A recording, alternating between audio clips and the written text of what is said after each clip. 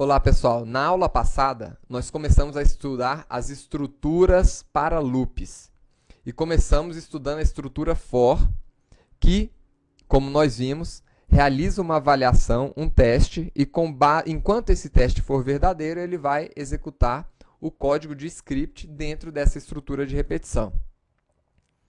Nesta aula, vamos estudar uma outra estrutura de repetição que também utiliza a palavra-chave for. O for, pessoal, ele é uma implementação. Esse for, como nós vimos aqui, é apenas uma das implementações de for que existem na linguagem JavaScript. Nós temos várias estruturas de repetição for, vários tipos de implementação. Essa aqui, nesse caso específico, ela utiliza aqui 3 parâmetros, né? A inicialização da variável, o teste da variável e a atualização da variável. Mas nós temos outros tipos de implementação, só que nem todos os tipos são suportados por todos os browsers. Mas nós temos mais um tipo de implementação do for, que é o conhecido aqui forin, que também é suportado por todos os browsers. Então, nós vamos estudar essa estrutura de for também. Tá? Mas saibam vocês que existem ainda várias outras implementações dessa estrutura de repetição. Então, para poder exemplificar essa estrutura de repetição, eu gostaria de dar 2 exemplos aqui para vocês. Por exemplo, o primeiro vai envolver aqui o conhecimento, né, de arrays, né? Para quem não conhece array ainda, não precisa ficar preocupado, porque nas próximas aulas a gente vai estar estudando. Muito em breve a gente vai estar estudando sobre arrays.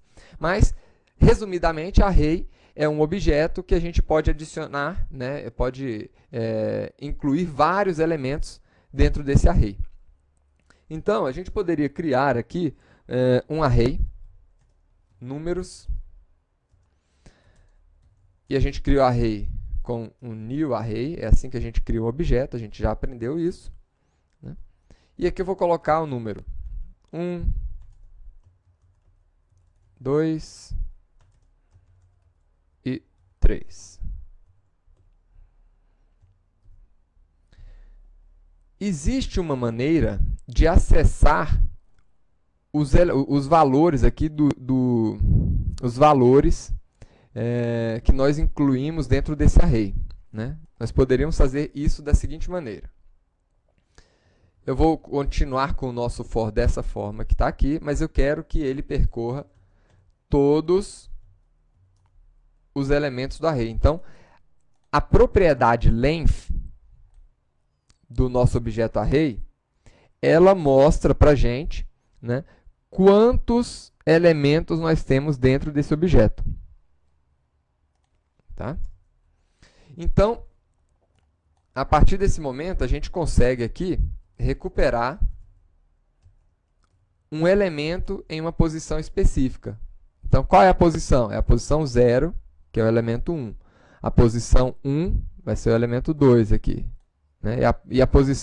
E o elemento que estiver na posição 2, no índice 2, vai ser o elemento que tem o texto aqui 3. Então, vamos ver isso aqui acontecendo. Vamos salvar. Está aí. 1, 2, 3. Para quem já havia visto a estrutura for, né, provavelmente não viu nada de novo aqui. Mas, quando nós estivermos utilizando aqui a estrutura forin, e aí eu vou explicar para vocês como é que funciona. Então, eu tenho aqui a nossa variável i, que eu vou deixar ela representando o índice do nosso array. Então, eu quero pegar todos os nossos índices aqui dentro do objeto números. Então, esse for aqui, diferente da outra implementação de for, que eu posso ir para frente e para trás, nesse aqui a gente vai sempre para frente, viu, pessoal? Mas é uma forma muito mais simplificada de declarar, né, essa estrutura de repetição. E o resultado aqui é exatamente o mesmo. nós temos essa forma de utilizar o for, né, para percorrer os índices de um array JavaScript. Mas eu também posso utilizar essa estrutura forin para percorrer aqui os atributos de um outro objeto qualquer. Vamos criar aqui um objeto carro, por exemplo, né? Então, vou pegar aqui carro, vai ser igual aqui, vou criar um objeto de forma aqui declarativa, já direto. Então, vamos colocar aqui a marca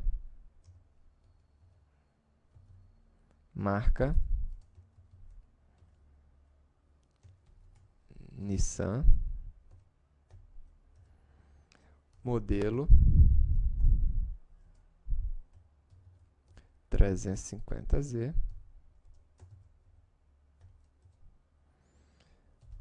comprimento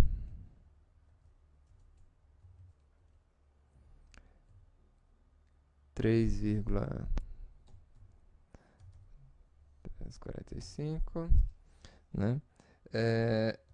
Velocidade, vou colocar aqui 320 km por hora, né? E CV, ou cavalos de potência aqui. Então, 350 cavalos de potência.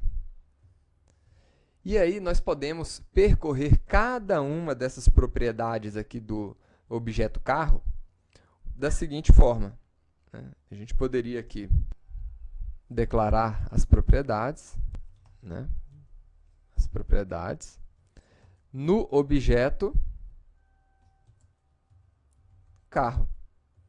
E aqui a gente poderia acessar essas propriedades, né?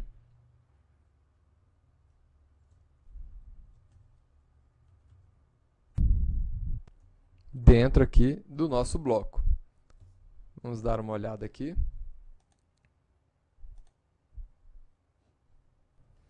Assim, mas para criar o objeto de forma declarativa tem que criar da forma correta, né? Não é com ponto e vírgula que nós criamos essas propriedades aqui. Vamos atualizar aqui agora. Está aí. Ele está mostrando o nome das propriedades. Marca, modelo, comprimento, velocidade, cavalos, né?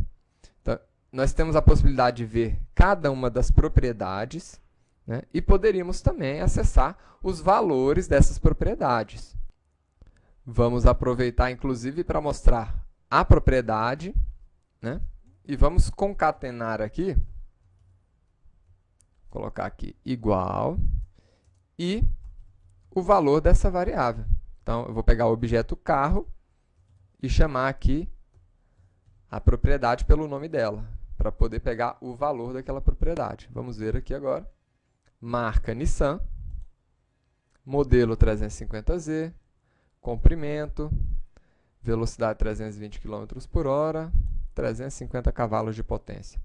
Então, essa é mais uma das variações que nós temos para essa estrutura de repetição for. Tá certo? Agora, vejam o seguinte, é muito importante vocês dominarem principalmente aquela estrutura tradicional, onde a gente inicializa uma variável, né? A gente avalia se essa variável é verdadeira ou falsa, com base em um teste, né? E a gente atualiza essa variável. Por quê? Dessa forma aqui, com essa implementação, a gente tem uma flexibilidade ainda maior do que essa flexibilidade que a gente tem aqui no forin, né? A gente pode incrementar a nossa variável, decrementar, a gente tem o controle, né? Tem um controle maior sobre o funcionamento desse for. Mas, né, o forin também é muito útil em várias situações. Tá bom, pessoal? Vejo vocês na próxima aula, quando vamos começar a estudar a estrutura aqui de repetição while. Até lá!